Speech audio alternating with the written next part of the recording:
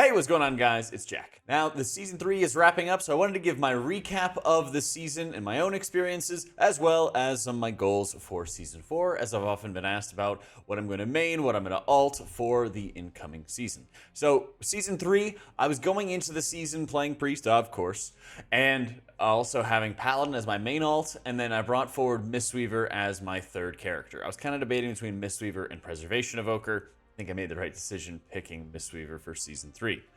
That being said, I was playing Paladin for our split heroic runs with my guild Incarnate, and once split heroics were done, I was so burnt out of playing Holy Paladin that I basically dropped it and pretty much just never touched it since obviously PTR Season 4, like our previous video we just had going over the meta. And it feels still like not really much has changed. Holy Paladin was the first healer I ever made way back in Cataclysm.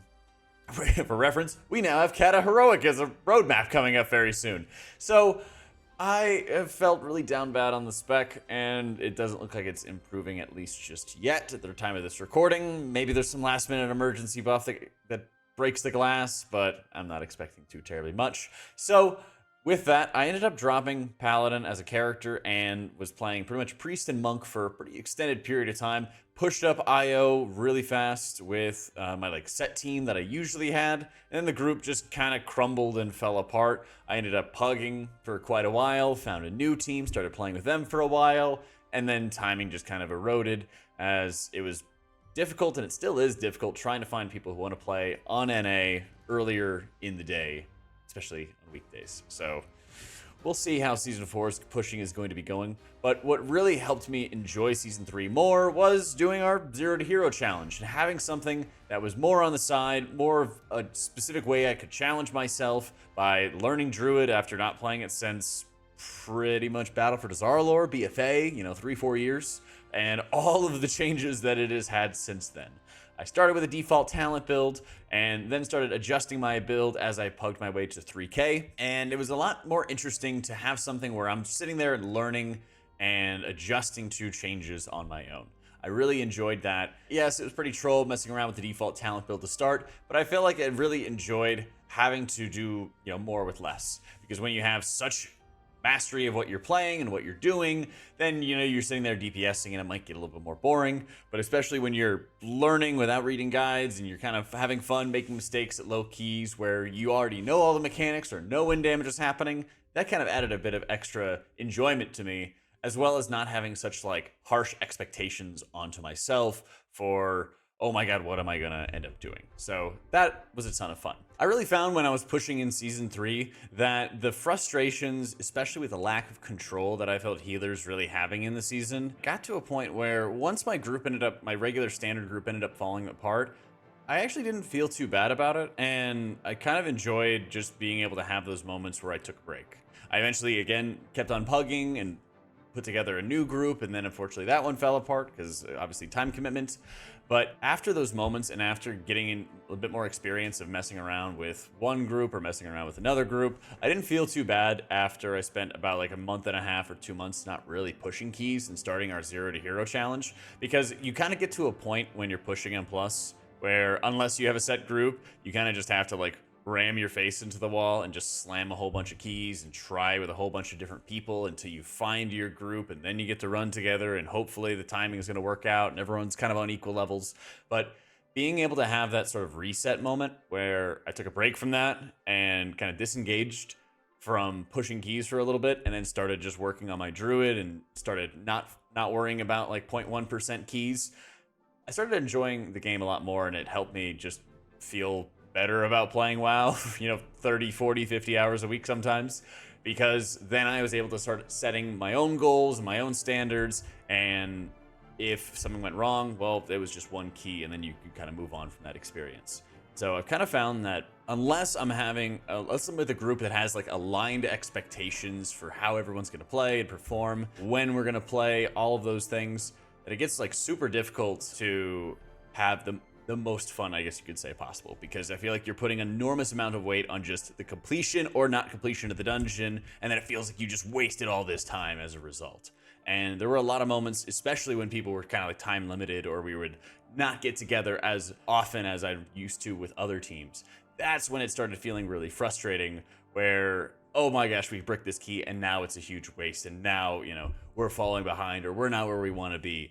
And that just ended up being really, really toxic, as opposed to the Zero to Hero series where the expectation is that things are going to go wrong and things are going to be silly. I'll try to heal through what I can, but even if I don't, it's going to be okay. That was very much a great way to be able to separate and just find more enjoyment in the game doing something competitive, but also not mind-numbing in the process. Going forward, my characters that I'm going to have for next season, I'm going to obviously be maining my Priest. Holy and Disc both feel really good to play in both raids and M+, and I anticipate playing a lot of both of them and pretty much leveling up my IO on both of them pretty much equally. If a key that I've already done is Disc, it's going to give me score as Holy, I'll go with do it as Holy and vice versa. For my two main characters, I am going to bring forward Monk once again. They kind of consistently just add extra little things to the equation that make it more fun. I mean, there's the new talent that increases spinning crane kick damage by 300% or something, so you can smash more damage, which feels awesome. The spec just continues to feel really good. I like how the Manatee changes played out in late Season 2 into Season 3, I believe it is. So I'm having a blast with it. I'm still really enjoying it. That being said, I don't enjoy Clouded Focus at all, so I probably won't raid much on the spec. That's not too much of a concern for me because you don't really have to raid because there's Booleans. There's the Dinar system that's coming back once again. So I'm pretty stoked about that. For my third character, I did my Zero to Hero on Druid. Had a pretty fun time. I think this incoming season with Druid still looking super strong, I think I want to do a Zero to Hero on a spec that I haven't played in a while and don't have as much mastery over since I just got done playing Druid for the past 2 months or so. So I think my third character is going to be Preservation Evoker because Hopium, this time it's for sure going to be better. It's also going to be a spec that nobody's putting at the top of their tier list, and so I think it's also going to be really enjoyable to be playing a healer that is going to be a little harder to be able to get those instant sort of invites, the way that the healer shortage really hit later on in the season, and that helped as well for me getting my Druid into keys that maybe was not too qualified for as an anonymous person. So it might be a little harder to get into some groups with my Preservation Evoker going into next season, but I am pretty stoked about gearing through Mythic 0 dungeons and the additional the truncation really of how they're just shrinking the different dungeon sizes. So I think that's going to be really fun, so I'm not having to jump up dozens and dozens of key levels from the very beginning. Right? Because going from the 2s to 9s to 12s to 16s was just very weird the previous season. You would have sometimes it felt like a very slight step up, and other times it was really harsh in terms of the extra damage and issues that you would face. So it was quite a bit to make sure I was figuring out. That being said, I know that having those goals in mind going to each season was a lot more fun. For my Priest, each and every season, I've been going for the X-Hero title, the 0.1% title. That plan is still going to be the same for my Priest, unless for some reason it's just easier for me to roll with a group as a Monk or something. I kind of feel like Monk, Priest, and maybe Preservation are all kind of at that level where they may not fit perfectly as healers into a high-end meta group, but they still bring a crazy amount to the table that I think is going to be really, really fun in the incoming dungeons. It's Season 1 and Season 2 Dragonflight dungeons once again, and as I went through these a lot on PTR, the burst damage was still really insane. Obviously, the experiences that we've had for healing make it so that every healer is forced into these moments where you need to be so proactive and so preemptive with your output, which I think Preservation could do a pretty good job, especially when they get a little bit more used to utilizing things like Stasis. I had a lot of hopium going into Season 3 that healing would change for the better and that there'd be more rot damage, but that was unfortunately a little bit too overblown since, of course, the damage and everything like that just got more insane and just got more crazy. So I think that's really something I'm watching for next expansion to hopefully make sure they kind of course correct. And if you guys like, I'll do an entire video on some changes I'd like for them to do, or I'd like for them to at the very least consider doing to make sure that we're actually constantly healing as healers and not just in the position where, we're a extra DPS or we're replaced by a DPS because we are not needed. So fingers crossed on that one. The new incoming raids, obviously I'm not super thrilled about repeating the Dragonflight raids once again. It's not too terribly fun having half the raid deeply, intimately know what's going on and the other half have no idea. So, yeah, unfortunate, but we're going to have to do them if we want to get our portals. So, of course, the plan is going to go through all the Mythic Raid difficulty as both Holy and Disc, going through a variety of fights. I think there might be a couple fights that I veto playing one spec or the other. I really deeply do not want to play Dathia as a Disc Priest again. That fight really was just super annoying, although we did not have Augmentation Evoker back then, and so having some abilities like the Spatial Paradox, where you're able to move and cast, would be really, really insane on an encounter like that. So, yeah, maybe I can bribe our Aug Evoker, bribe a couple of them to give me a hand on an encounter like that, so that my enjoyment level of it is certainly going to be increasing.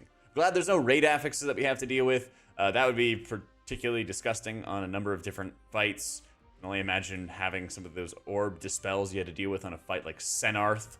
As you're running and slipping and sliding on ice and then you miss the soak and you just wipe the raid. Thankfully, none of those affixes or none of the PTSD from our Season 4 in Shadowlands is going to be continuing. But overall, I'm pretty excited to be able to have access to Rage Heart as like the tank trinket really, really early on, because it took an enormous amount of time before I got that. It also took a long time before I got both Ward and Leaf of the Ancient Protectors in their respective seasons, Season 2 and Season 3, for my Absorb trinket. So I think what I'm going to do is, since I already have a Mythic Rage Heart early on, I'm trying to target with raiding the Ward of Faceless Ire if I can for that extra Absorb to have an easier time. I do know they have some trinket tuning that's going on so far. At the time of this video, they pretty substantially nerfed the Incarnate icon, which I was going to be recommending to people, especially if everyone was using it. But if it turns out to not be the case, I'm going to have to make some adjustments as well. Overall, I'm not going to treat this season too seriously. I'm really super stoked about the Miss Pandaria remix that they're going to be doing, and I might even want to try to get into a group, depending on how many servers there's going to be, to try to go for one of those realm firsts, because that sounds incredibly fun to just go super competitive with it for a little while, TBD. Otherwise, we're also going to have alpha to keep us busy, so we're going to be having all kinds of alpha coverage for hero talents and all of the healers, how they feel, talking to experts, and doing as much possible testing and feedback giving as we can. So if you're into any of that, make sure you're subscribing to the YouTube channel, turn notifications on, as we're gonna have a ton of coverage, both on our live streams here on YouTube and on Twitch, and in our videos themselves. So make sure you check that out. Thanks so much for watching, guys. Let me know what kind of other goals or ideas you might have in mind. And once again, keep an eye out for that Zero to Hero series, The Preservation Evoker, starting up in Season 4.